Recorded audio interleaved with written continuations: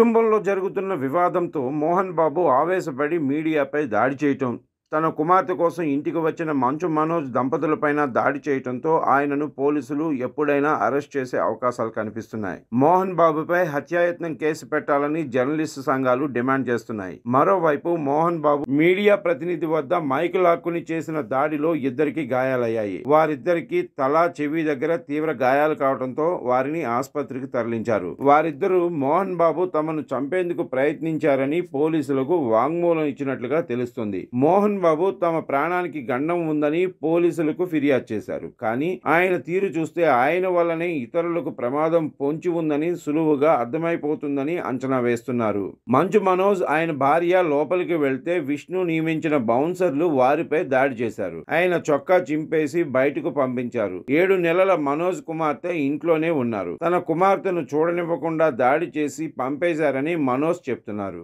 మోహన్ బాబు వద్ద గన్ ఉండటం, ఆయన దాన్ని స్పాట్ లోకి తెచ్చినట్లుగా పోలీసులు గుర్తించడంతో వెంటనే ఆయన గన్ లైసెన్స్ రద్దు చేసినట్లుగా సమాచారం ఇచ్చి స్వాధీనం చేసుకున్నారు. మంచు విష్ణు గన్ లైసెన్స్ కూడా రద్దు చేసి గన్ స్వాధీనం చేయాలని ఆదేశించారు. మరోవైపు మోహన్ బాబు కుటుంబ వివాదంలో ఇరువైపులా వందల మంది బౌన్సర్లను తెచ్చి ఇంటి చుట్టూ మోహరించిన పోలీసులు పెద్దగా పట్టించుకోకపోవడం వివాదాస్పదం అవుతుంది. ఉదయం పోలీసులు మనోజ్ కు చెందిన బౌన్సర్లను పంపేశారు గాని విష్ణు తెచ్చిన బౌన్సర్లను మాత్రం పంపలేదు. దీంతో వారంతా కలిసి మీడియా పైన, మనోజ్ పైన దాడి చేశారు. మోహన్ బాబు దాడులు తీవ్రంగా పరిగణించదగ్గ విషయమని పోలీసులు భావిస్తున్నారు. ఆయన దాడి చేశారని మనోజ్ రాతపూర్వకంగా ఫిర్యాదు చేయకపోయినా పోలీసు ఉన్నతాధికారుల్ని కలిసి తన తండ్రి నుంచి తనకు ప్రాణహాని ఉందని ఫిర్యాదు చేశారు. ఈ క్రమంలో ఆయనపై దాడి జరగడాన్ని సీరియస్ గా తీసుకునే అవకాశాలు ఉన్నాయని చెప్తున్నారు. మోహన్ బాబుపై పలు కేసులు నమోదయ్యే అవకాశాలు కూడా ఉన్నాయి.